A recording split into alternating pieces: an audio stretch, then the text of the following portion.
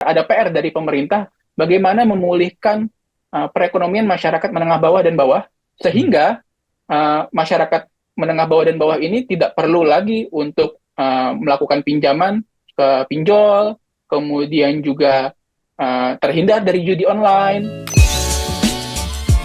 Hai sahabat TCID, kalian sedang mendengarkan podcast Suara Akademia. Ngobrol seru isu terkini bareng akademisi. Selalu hangat gitu kalau kita berbicara soal pinjol ya. Iklannya selalu update di YouTube.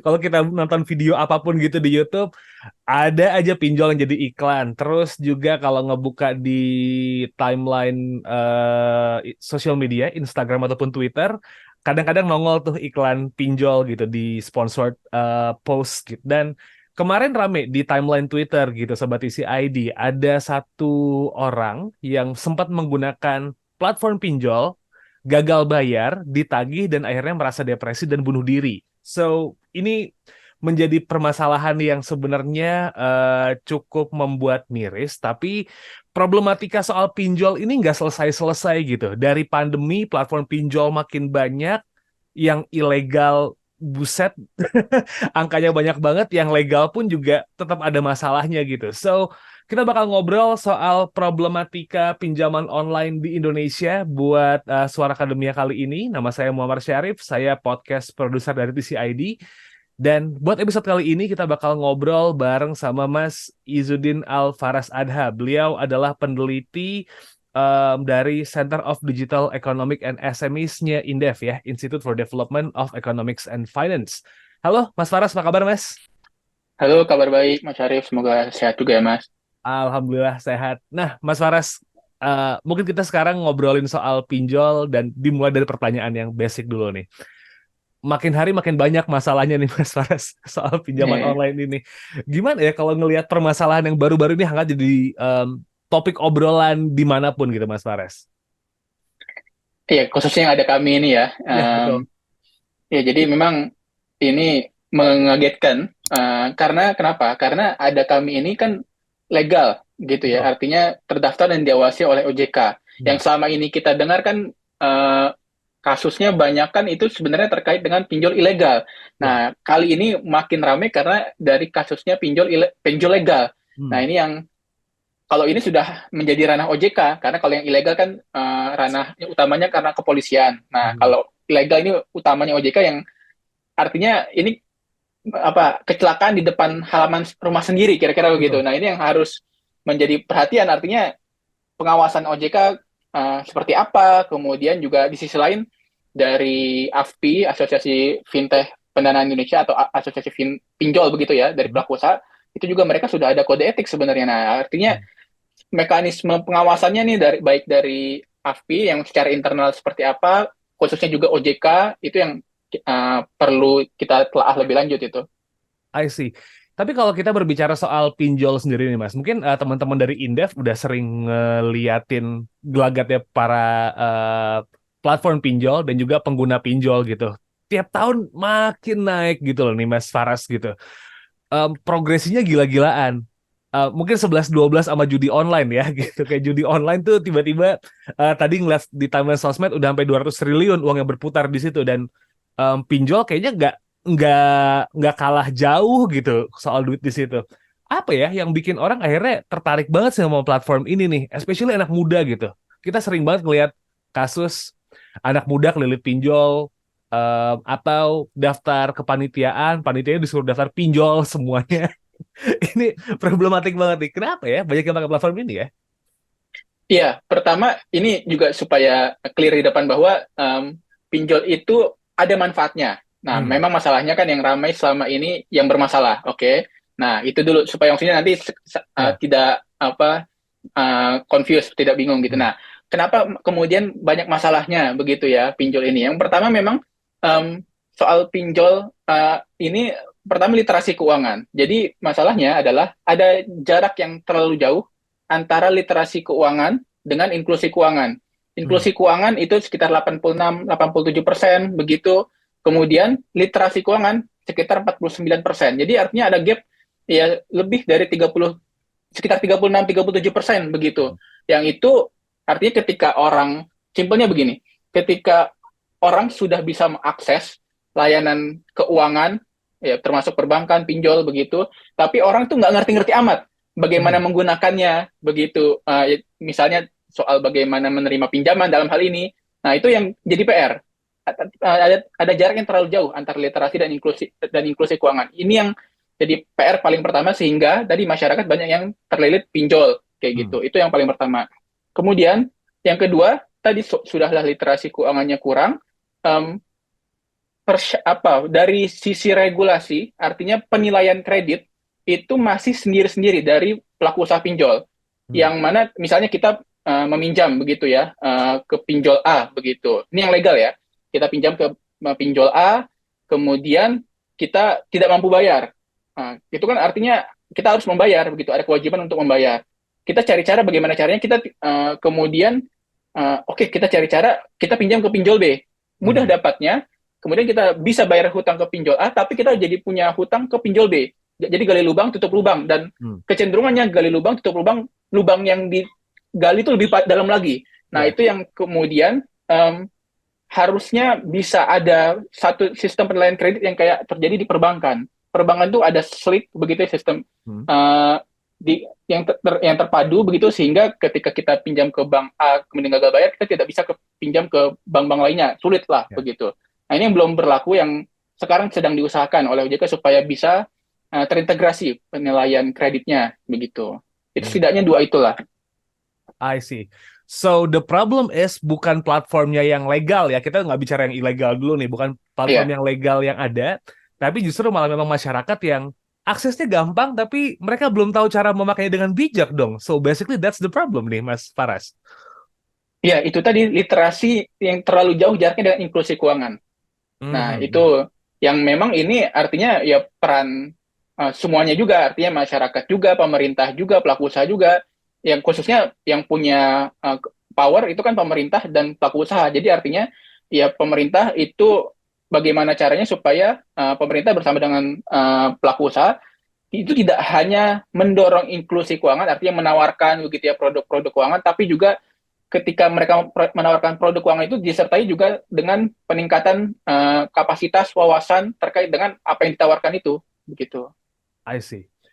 But sekarang kita berbicara kasus nih, gagal bayar udah banyak banget gitu. Mungkin beberapa rumah dari tempat tinggal kita tuh ada temen yang gagal bayar, atau mungkin ada temen yang udah biasa diteleponin ya, atau mungkin Mas Faras ada punya temen yang sering dijadiin sasaran tembak buat nagihin temennya yang lain gitu. Itu kasusnya udah banyak banget. Nah, tadi Mas Faras sempat bilang ada ini kayak kecelakaan gitu di halaman rumah sendiri. Kalau pinjol yang legal gitu tiba-tiba kode etiknya dilanggar gitu. Nah, ada yang salah dong artinya dari cara penagihan platform ini.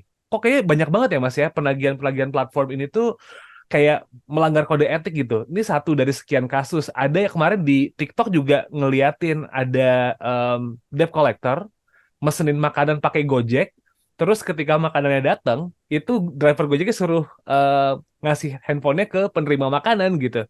Ini kenapa ya platform pinjol ini bisa ngeri itu gitu lagi duitnya?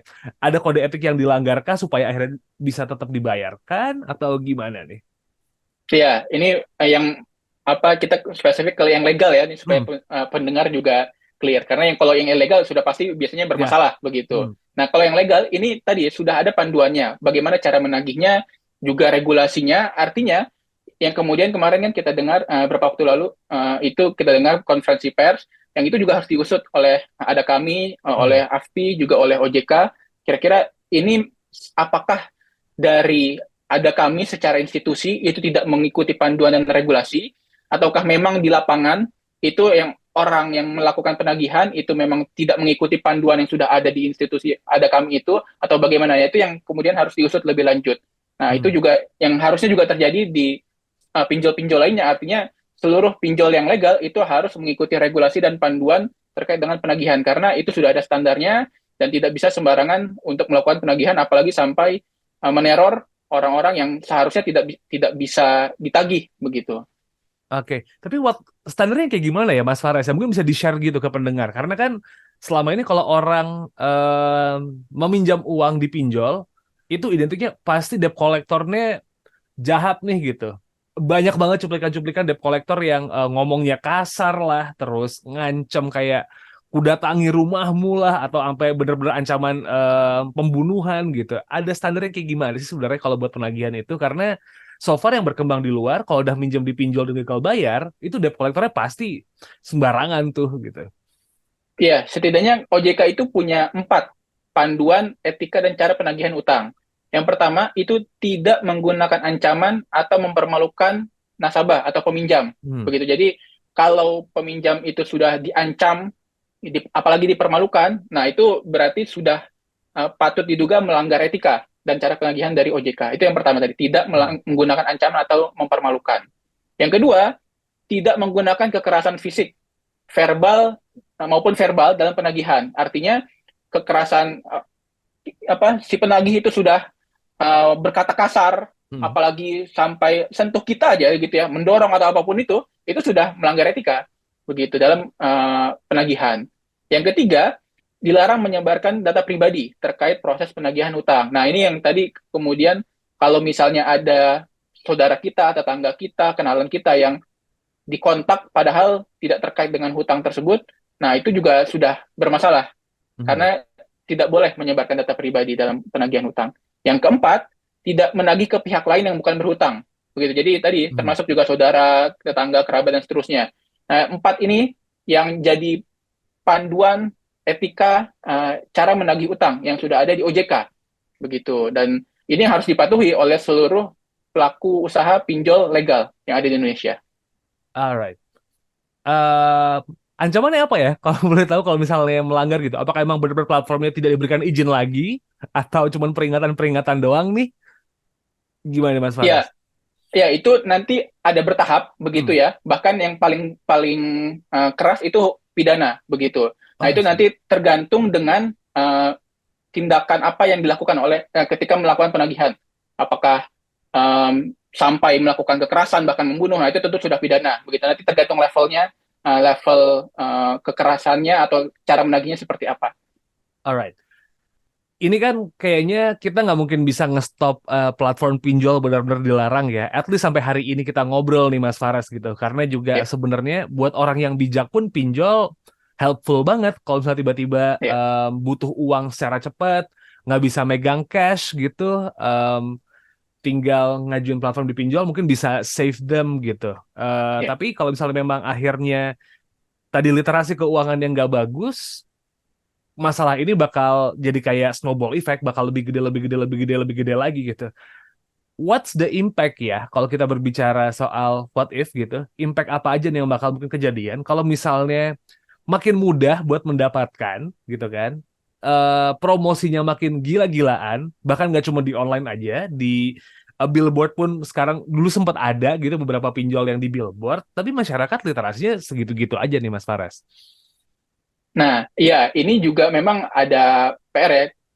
Pertama, pelaku usaha pinjol legal itu sah untuk Hmm. melakukan pemasaran atau marketing atau beriklan dimanapun sesuai dengan peraturan perundang-undangan yang berlaku, itu sah-sah Hmm. saja begitu.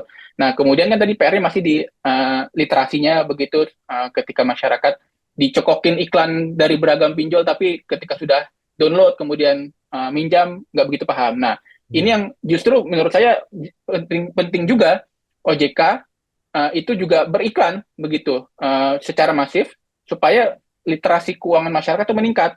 Dan bahkan kalau misalnya dirasa perlu, OJK bisa mewajibkan para pelaku usaha pinjol ini sebelum menawarkan produk itu harus juga mempromosikan literasi keuangan, artinya meningkatkan keilmuan atau pengetahuan dari calon peminjam atau peminjam untuk mengetahui dulu produknya seperti apa, baru bisa meminjam. Jadi ada screening yang lebih ketat Hmm. sebelum klik submit untuk melakukan pinjaman. Nah, itu yang sebenarnya sudah ada beberapa pinjol itu misalnya ini contoh. Jadi adalah pinjol itu yang harus mengunggah begitu atau membuat simulasi dari apabila dia melakukan pinjaman sekian, kemudian bunganya akan jadi seperti apa dan pembayarannya seperti apa dalam kurun waktu tertentu. Itu sudah ada pinjaman seperti itu. Tapi Hmm. itu karena tidak diwajibkan oleh OJK, jadi ya artinya hanya kemauan dari pinjol tersebut saja, yang mana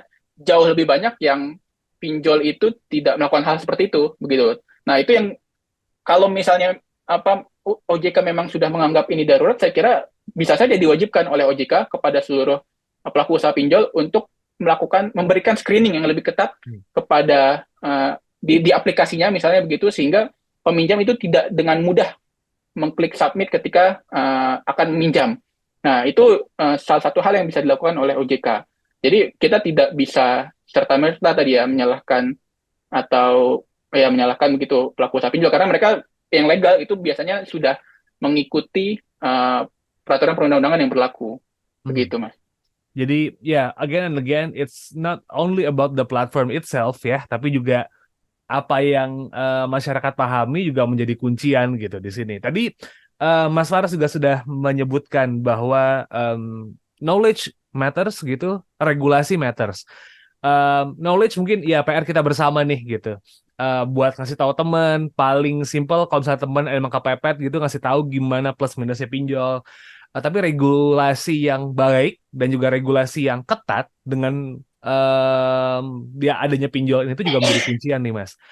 Dari regulasi yang sudah ada, hal apa aja sih yang kira-kira masih bisa ditweak dan dibenahi supaya akhirnya kasus-kasus kayak gini tuh bisa dihindari gitu? Atau mungkin justru sebenarnya regulasinya udah oke, tapi pengawasannya yang nggak bagus? Nah, itu dua-duanya, Mas. Jadi, satu regulasinya tadi, bagaimana caranya supaya pelaku usaha itu juga punya kewajiban untuk meningkatkan literasi keuangan. Tadi misalnya, salah satu konkretnya tadi, memberikan screening yang lebih ketat atau tahapan-tahapan yang lebih panjang sebelum peminjam itu klik submit untuk melakukan pinjaman. Itu satu hal yang bisa dilakukan oleh OJK, mewajibkan gitu ya, mewajibkan pelaku usaha untuk melakukan hal tersebut. Yang kedua, ini juga ada masalah terkait dengan kan kalau pelaku pinjol itu ketika memberikan pinjaman tidak mengetahui peminjam itu mengelola keuangannya, mengelola keuangan tersebut apakah untuk produktif atau konsumtif. Nah, sementara trennya beberapa waktu terakhir itu kecenderungannya adalah lebih banyak pinjaman itu untuk konsumtif dibandingkan produktif. Bahkan sekarang 64% bulan Juli kemarin itu lebih pinjaman itu untuk konsumtif dibandingkan produktif. Itu kemudian bermasalah. Artinya tadi padahal ini bisa sangat bermanfaat kalau misalnya produktif begitu. Sebelum-sebelumnya sempat produktif begitu. Nah, artinya mungkin bisa dipertimbangkan juga oleh OJK kalau misalnya OJK itu untuk sementara waktu melakukan stop penyaluran pinjaman, artinya mewajibkan pelaku usaha untuk sementara waktu stop pemberian pinjaman kepada pelaku peminjam yang menggunakannya untuk konsumtif, begitu. Nah, ini tadi bisa di screeningnya, tadi misalnya, kalau misalnya usaha produktif, itu biasanya katakanlah punya PT, begitu ya, punya status badan hukum tertentu, begitu. Dan kemudian juga melampirkan katakanlah rekeningnya, begitu. Sehingga ketika misalnya dirasa sehat, akhirnya baru bisa mendapatkan pinjaman. Nah, ini yang bisa juga dipertimbangkan oleh OJK untuk supaya mengembalikan pelaku usaha ini supaya menyalurkan pinjaman ke peminjam yang produktif, begitu. Karena trennya cenderungnya semakin banyak peminjam ini yang konsumtif, begitu. Nah, itu yang kedua terkait dengan regulasi. Nah, juga dalam hal ini di sisi lain juga pengawasan. Nah, pengawasannya ini yang memang harus lebih ketat dari OJK karena regulasinya sebenarnya sudah yang saat ini itu masih banyak yang harus ditambahkan. Di sisi lain pengawasannya ya seperti yang terjadi pada Ada Kami ini, gitu. Ada Kami ini legal tapi terjadi penagihan yang semena-mena, begitu. Nah, ini artinya kan menjadi pertanyaan buat OJK juga, apakah pengawasannya sudah cukup ketat. Nah, ini yang sementara OJK juga punya cabang di berbagai daerah, begitu. Nah, ini sebenarnya bisa dilakukan oleh OJK untuk meningkatkan pengawasannya dari regulasi yang sudah ada selama ini. I see. Jadi kalau misalnya disimpulkan gitu, Mas Faras, soal regulasi dan juga ngasih knowledge ke calon konsumen dan juga orang yang sudah sudah mungkin pernah meminjam uang di pinjol ini adalah dua yang nggak bisa dipisahin dong, kayak kaki kiri sama kaki kanan dong gitu. Nggak mungkin cuman regulasi dikuatkan tapi literasi nggak dibagusin, literasi dibagusin tapi regulasi ya udahlah segini aja cukup, itu nggak bisa dong ya. Ya, semua harus beriringan. Artinya regulasi juga terus diperketat, begitu, ditingkatkan, kemudian juga pengawasan juga ditingkatkan, literasi juga harus terus didorong. Nah, ini semua harus berjalan beriringan, terlebih OJK sudah ada kompartemen baru, ITSK, Inovasi Teknologi Sektor Keuangan, yang khusus baru ada pada periode ini, yang artinya ya kita harapkan bersama-sama supaya soal-soal pinjol ini tidak terjadi seperti periode sebelumnya, karena itu soal pinjol ini yang menjadi salah satu evaluasi terbesar dari periode OJK sebelumnya, dan kita harapkan dengan sudah adanya kompartemen baru di OJK ITSK ini, harapannya bisa ada perbaikan, dan sayangnya untuk awal ini sinyal yang kurang bagus. Nah, kalau misalnya dari OJK bisa ada quick wins untuk pinjol ini, tentu akan sangat bagus ya buat OJK ke depannya. I see. Ya, dua kata kunci mengenai literasi dan juga regulasi sudah menjadi jawaban mungkin dari permasalahan pinjol ini nih. Tapi mungkin Mas Faras ada yang pengen disampaikan lagi kah? Mungkin dinamika pinjol yang semakin banyak, teman-teman Indef juga, especially yang soal digital economy dan SMEs ini kan juga menyoroti dinamika pinjol ini gitu ya. Mungkin ada lagi yang pengen disampaikan gitu, Mas Faras, mengenai kasus pinjol ini gitu. Sok, monggo. Ya, jadi yang kita lihat soal pinjol ini banyak yang terjerat itu yang kelas ekonomi bawah, menengah bawah atau bawah begitu. Nah, ini kalau kita cross check dengan indeks keyakinan konsumen dari yang dikeluarkan oleh BI, itu kok ada kecenderungan cocok ya, karena gini, setelah pandemi kelas menengah, apalagi menengah atas dan atas itu semakin optimis dengan perekonomian, tapi hal itu tidak terjadi pada yang ekonomi menengah bawah dan bawah. Itu masih belum pulih kecenderungan dari perekonomian kelas masyarakat ekonomi bawah dan menengah bawah dan bawah. Nah, ini kok ada kita tentu ini harus, kalau di ekonomi harus diuji dulu begitu, tapi kira-kira ini menjadi sebuah sinyal. Di satu sisi soal pinjol ini yang banyak terkena adalah masyarakat menengah bawah dan juga bawah.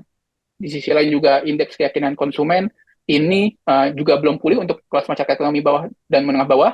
Artinya ada PR yang kalau kita lihat dari secara makro lebih besar, ada PR dari pemerintah bagaimana memulihkan perekonomian masyarakat menengah bawah dan bawah, sehingga masyarakat menengah bawah dan bawah ini tidak perlu lagi untuk melakukan pinjaman ke pinjol, kemudian juga terhindar dari judi online, begitu yang juga ramai belakangan ini. Jadi itu kira-kira gambaran makronya, karena tadi kalau kita melihat sektoral, tadi artinya ada pembenahan regulasi iya, peningkatan literasi juga iya, pengawasan juga ditingkatkan, tapi kalau itu saja kok kayaknya ada yang kurang. Nah, ternyata kalau kita dari makronya, ini ada yang ternyata belum pulih dari perekonomian setelah dari pandemi.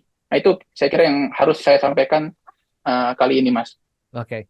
Karena kalau berbicara pinjol ini kita mungkin skip dulu ya yang ilegal ya, karena banyak banget dan biarkan kepolisian yang menguruskan itu, dan itu urusan hukum gitu. Kalau kayak gitu, thank you so much Mas Faras dari Indef udah mau ngobrol-ngobrol kali ini. Sehat-sehat terus. Anyway, mungkin ada update dari teman-teman Indef kah, Mas Faras, dari Digital Economic and SMEs, Center of Digital Economic and SMEs? Lagi sibuk ngapain kah? Atau mungkin ada yang bisa di-share gitu? Oh iya, ini ya standar sih sebenarnya. Lagi ya kajian-kajian tentang UMKM, ekonomi digital. Silakan cek dari medsos Indef begitu, Indef official, atau di Instagram atau Indef Economics untuk melihat diskusi publik atau agenda-agenda Indef lainnya ke depannya.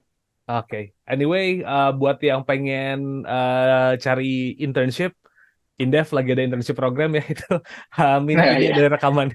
Jadi kayak bisa dicek lagi kalau gitu. Alright, Mas Faras, thank you so much. Sehat-sehat terus. And it's a wrap for this episode, Sobat Isi ID. Saya Muhammad Syarif, podcast produser dari Conversation Indonesia. Pamit dulu. Kita ketemu lagi di next episode. Wassalamualaikum.